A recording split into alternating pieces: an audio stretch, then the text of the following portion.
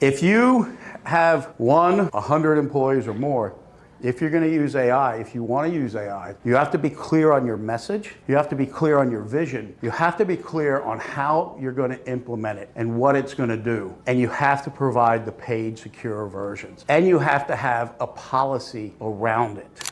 Here's a key finding that I experienced personally, and I will share with you. And if you've experienced this personally, you'll understand what I'm saying. If you haven't experienced it, use it as a takeaway. When you use AI, you want to improve a process. I'll tell you the process. We have a parts ordering process. Think about it. Plumbing, air conditioning, and HVAC, plumbing, and electrical. We're running calls. We got like 45 trucks on the road. Oh, hey, I'm out here. I need a part. Oh, I'm out here. I need a part. Oh, I got to the job, and I got everything I need except for this one thing. It's a logistical nightmare. 10 years ago, I was like, you know what? I think it was about 10 years ago. This is great. We can use Yammer, right? It's free. I mean, it's already included. Yammer was like state of the art for us. It was like, because what we were doing to Yammer was like, great. Here we are. We're still using Yammer. I'm like, why are we using Yammer? I didn't even know Yammer still existed. So we got to reinvent the process. Now, whatever process it is, this is just one example I'm giving you. You can't bolt AI onto an existing process. Now, I'm sure there's cases where it's worked. It's probably been antiquated. But a process that was built without AI involved, that you now bolt AI onto, becomes a Charlie Foxtrot. Does everybody know what a Charlie Foxtrot is? It stands for cluster fornication under the consent of the king. Okay? The ideal thing you want to do is look at that process. Begin with the end in mind. Stephen Covey. Any Stephen Covey fans here? 7 Habits of Highly Effective People. The first 3 habits. Begin with the end in mind. Applies with AI. Begin with the end in mind. What do I want to accomplish? Right? That you have to know what you want to accomplish. And it may be different, improved from what your other process was, because you'll be able to do more with it now. Right? Seek first to understand, then be understood. What are the issues with the current problem? What are the issues the people are having with the current problem, right? And then think win-win. How do we build this so we enhance the performance of our team? We use this as a force multiplier to drive sales, reduce cost, and increase customer satisfaction and team member. I hate the word employee, team member satisfaction. How do we do that? What do we do? Then you take AI and you build the process for AI to be a part of it. And if you can do that, you can revolutionize many things that you're doing in your business. The last thing I'm going to talk about, prompting. Does everybody know what prompting is? So when I first got into AI, I kept hearing these prompts, and people give us your address and we'll give you your email address. We'll give you 10 prompts that'll change the world. I was like, oh, this is great. I'm like, this is just words telling the thing what to do. I'm like, so this is direction, right? Eventually I'm like, okay, prompting is just telling, like, hey, would you mind going in the back and get me a plate? Make sure it's overflowing, it's falling off. That's a prompt, right? But we got to be cool, so we got to call it prompting.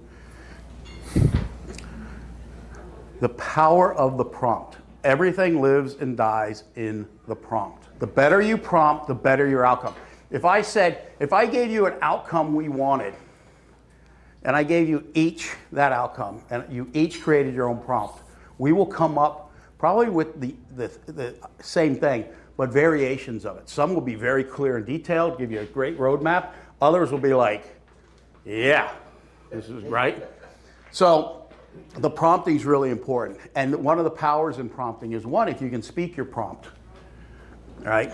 Don't do it after you've been drinking, but if you can speak your prompt, you can speak more words than you can type.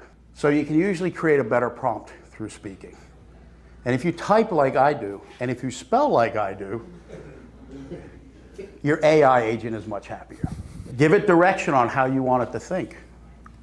I did some analysis of our financials, and I tell it things. You are a Wharton MBA graduate with 20 years experience running home service companies. And I usually have a team of 3 or 4 personas that I tell I want it to act like. Even the personas are, you are born and bred in the trades. All your experience comes from running teams in the field. So now I got a team of MBA, finance analysts, forensic accountants, and then I got agents that are just like thinking like somebody who's been out there doing it. And they come up with this analysis. So prompt it to how you want it to think, how you want it to act. Be clear in the outcome, be clear in the prompt. It's critical. So if you can get the prompts right, you can be much more efficient with AI. We have an acronym actually on our website somewhere of control that is kind of a step-by-step of the key pieces to remember in an acronym. So takecontrolai.com, check it out. There is no cost or anything. There's 2 surveys. One is a survey you can take to see where you stand with AI adoption. You can give it to your team to see where they stand for AI adoption. It will give you a report. Just ask them, although we can correct it on the back end, ask them to, like, I had people put in the general air conditioning, plumbing, and electric. Call it on my team. Like, everybody came up with a different name for the business.